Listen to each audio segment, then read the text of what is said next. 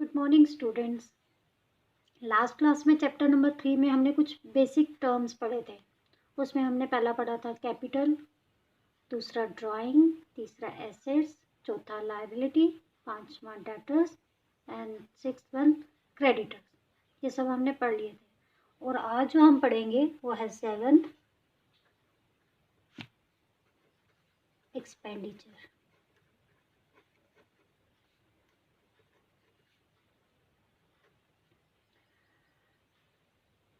Expenditure का मतलब है अमाउंट स्पेंड और लायबिलिटी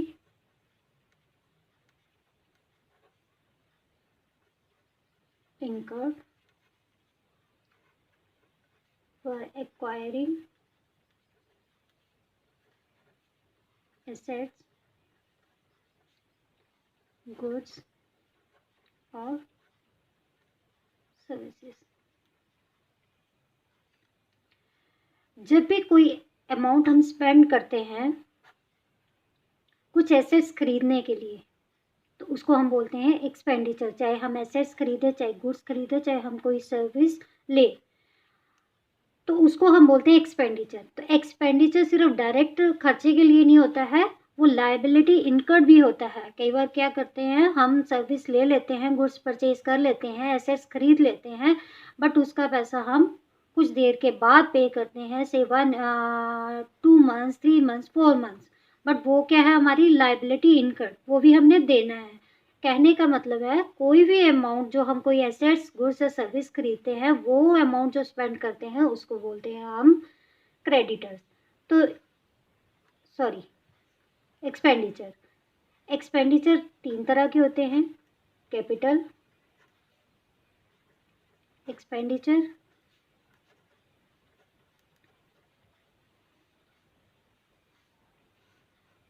दूसरा है revenue expenditure,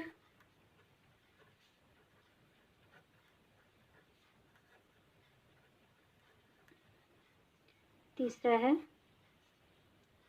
deferred revenue expenditure.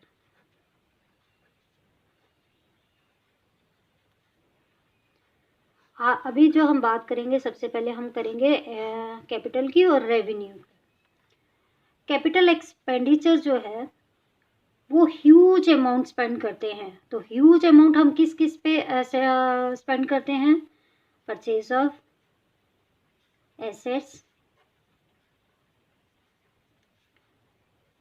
जैसे लैंड, बिल्डिंग,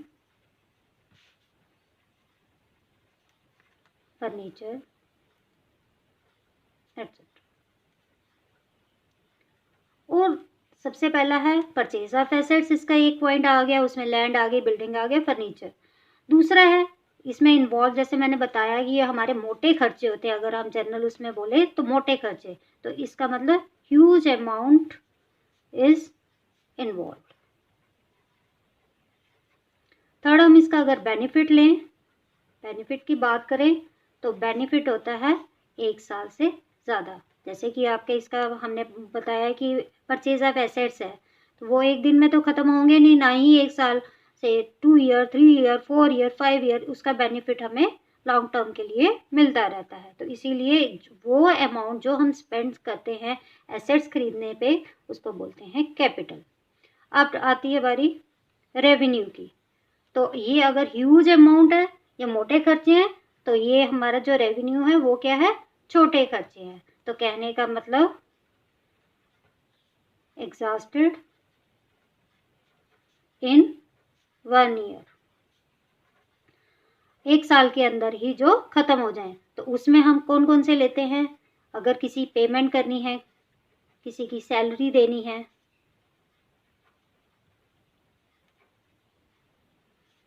या कोई रेंट पे करना है, वेजेस देने हैं, एटसेट्रा। तो ये हमारा क्या है? जो छोटे खर्चे होते हैं, जो एग्जॉस्ट हो जाते हैं 1 साल के अंदर ही, उनमें आता है पेमेंट करनी है सैलरीज की, रेंट की या वेजेस की। तो इसको हम एक्सपेंस भी बोलते हैं।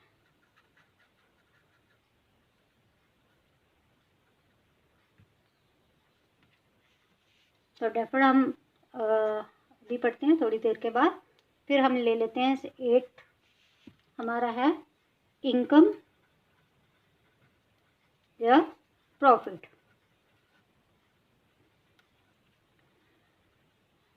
हम कोई भी बिजनेसमैन है वो किस पर्पस के लिए बिजनेस करता है, इनकम हो उसको, प्रॉफिट हो, तो वो कहाँ से होगा, जो जितने भी उसकी रेवेन्यू, रिसीट्स होंगी जो हमने पिछली क्लास में पढ़ा था, और एक्सपेंसेस जितने भी वो खर्चे करता है उसको माइनस करके उसका क्या आता है, इनकम या प्रॉफिट। इन सब रेवेन्यू रिसीट्स में से जितने खर्चे वो उसने किए होते हैं वो सारा अगर उसमें लेस कर देता है तो उसके जो अमाउंट बचती है उसको हम बोलते हैं इनकम या profit.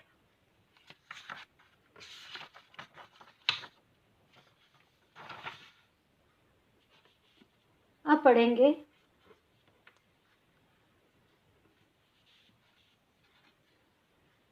Prepaid expenses.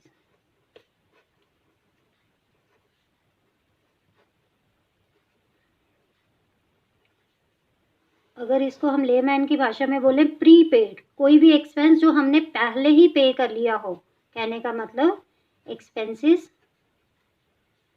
Paid in advance. Payment हमने पहले किया और उसका जो बेनिफिट हमने बाद में लिया,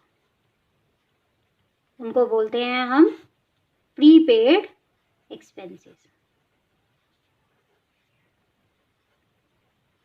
इन प्रीपेड एक्सपेंसेस को हम करंट एसेट्स भी बोलते हैं।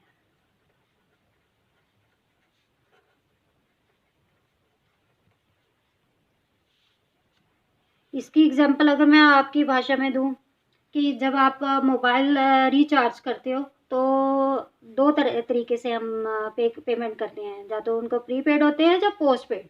तो जो प्रीपेड होता है पैसे हम पहले देते हैं और बेनिफिट हम उसका बाद में लेते हैं। तो सेम केस हमारे बिजनेस में भी यही है कि जो एक्सपेंसेस हम एडवांस में पे कर देते हैं बट उसका बेनिफिट हमें बाद में मिलता है, उनको हम बोलते हैं प्रीपेड एक्सपेंसेस। अब है आउटस्टैंडिंग एक्सपेंसेस।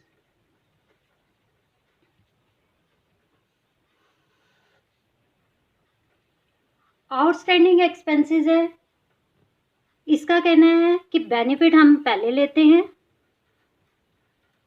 और पेमेंट हम बाद में करते हैं।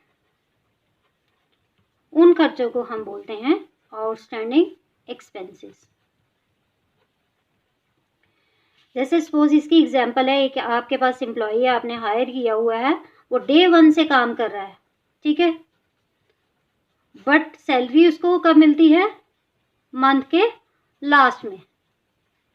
तो उस सैलरी को हम नाम देते हैं आउटस्टैंडिंग सैलरी, या कोई और खर्चा आउटस्टैंडिंग एक्सपेंस।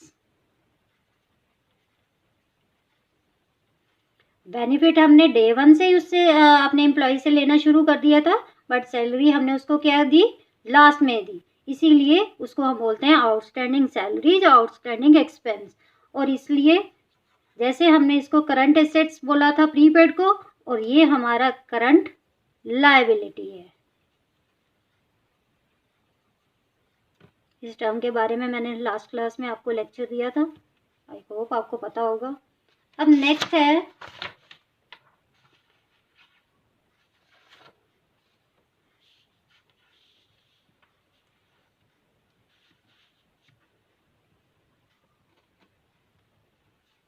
फिक्टिशियस एसेट्स, या इसको हम डेफर्ड रेवेन्यू एक्सपेंडिचर।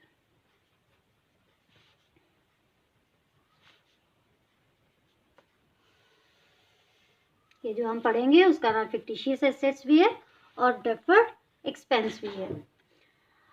इसकी पहले मैं आपको डेफिनेशन ही बता देती हूँ। They are neither tangible nor intangible assets. They are losses not yet written off. ये वो है ना तो वो टेंजिबल है ना इंटेंजिबल है, they R losses not yet return of. इसकी एग्जांपल के लिए हम सपोज लेते हैं एडवर्टीजमेंट की एग्जांपल।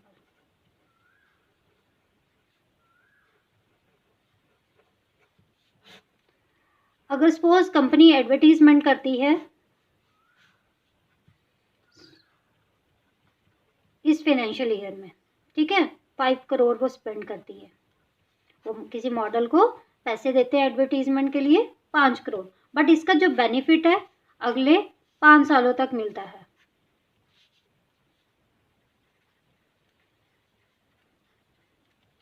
तो हम क्या करेंगे, जैसे सपोज उसने 1 साल के लिए 1 करोड़ खर्चा किया, टोटल उसने कितना किया 5 करोड़, बट 2020 और 21 में उसने किया कितना किया 1 करोड़, और उसको हमने क्या किया अमाउंट रिटर्न ऑफ। ये 1 करोड़ क्या हुआ अमाउंट रिटर्न ऑफ, और जो उसके 4 करोड़ अभी बचे हुए हैं वो हर साल 1-1 करोड़ आ जाएंगे, डेफर करते जाएंगे। कहने का मतलब ये डेफर नाम क्या है, उसको आगे करते गए। 5 करोड़ पहले साल खर्चा किया, पीछे बचे 4 करोड़, फिर नेक्स्ट ईयर फिर 1 करोड़ किया, फिर उसको रिटर्न ऑफ किया, फिर नेक्स्ट ईयर के लिए 3 crore not yet return of में आ गए। तो ये जो पहले साल में थी अमाउंट उसने 1 करोड़ खर्चा किया हुआ था वो हो गया रिटर्न ऑफ, और जो 4 करोड़ थे amount not yet return of. तो जो 4 करोड़ है उसको हमने क्या नाम दे दिया फिक्टिशियस एसेट्स, और दूसरा नाम क्या था डेफर कर दिया हमने, तो उसका नाम बढ़ गया डेफर्ड रेवेन्यू एक्सपेंडिचर।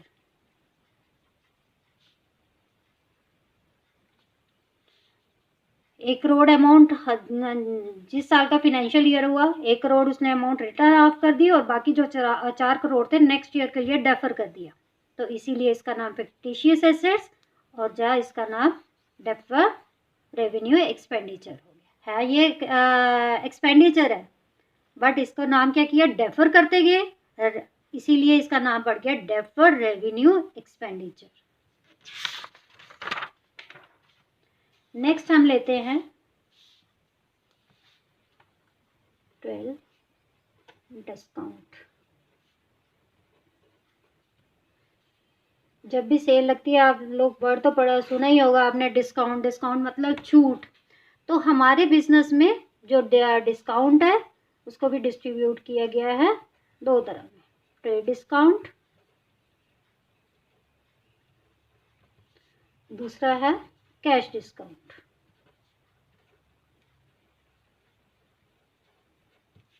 अब अगर हम ट्रेड डिस्काउंट को की बात करें तो हम एक एग्जांपल ले लेते हैं। सपोज हमने किसी बिजनेसमैन से एक शर्ट ली, उसका रेट था ₹1000, राइट। अब हमने उसको बोला कि हमें 100 शर्ट लेनी है, 100 शर्ट खरीदनी है, तो उसका रुपीस कितने बनेंगे 1 लाख। तो वो कहता है अगर आपने 100 शर्ट लेनी है तो हम आपको डिस्काउंट देंगे 5%। तो ये अमाउंट अगर 5% करेंगे तो 5000, तो हमने पेमेंट कितनी की 95,000। कितने रुपीस की 95,000। और जो 95,000 है वो ही हम अपने बुक्स में लिखेंगे। तो कहने का मतलब trade discount is never recorded in books of account. हमने क्या करना है, ये 5000 नहीं रिकॉर्ड करने हैं। ये हमारा कौन सा हुआ था, ट्रेड डिस्काउंट। हमने ये अपने बुक में नहीं शो करना है। हमने अपनी बुक में डायरेक्ट एंट्री जितनी हमने पेमेंट की है हम वो डायरेक्ट शो करेंगे 95,000। ये 5000 का हमारा उसमें बुक में कोई एंट्री नहीं होगी, is never recorded in books of account. अब बारी है कैश डिस्काउंट की। अब सपोज हमने किसी को मिस्टर एक्स को सामान बेचा, ठीक है, वो डेटर है तो इसका मतलब ऑन क्रेडिट है। उसने कहा हम 4 मंथ्स के बाद पेमेंट करेंगे, ठीक है, से 10,000 की, वो हमें 10,000 4 महीने के बाद पे करेगा। अब हमने उसको बोला कि आप ऐसा करो कि हम आपको कैश डिस्काउंट देते हैं, कैश डिस्काउंट देते हैं। आप क्या करो, जो हमें 3-4 महीने के बाद 10,000 आपने पेमेंट करनी थी आप अब भी कर दो, हम आपको डिस्काउंट दे देते हैं।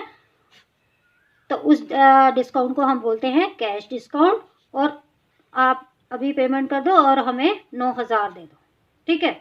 तो 9,000 जो है वो हमें क्या है, एक्चुअल अमाउंट है। हमने उसको बोला था कि कैश डिस्काउंट आपको देते हैं, बट आपने जो 3 महीने के बाद या 4 महीने के बाद हमारी पेमेंट करनी है वो आप अभी कर दो।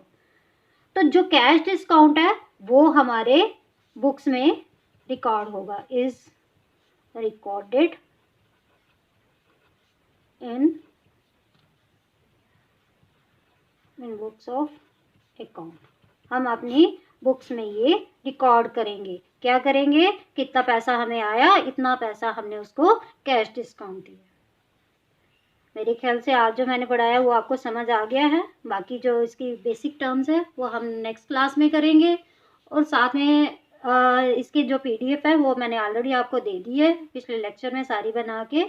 तो अगली क्लास में हम जो बाकी बचे हुए हैं बेसिक टर्म वो हम करेंगे। Thank you.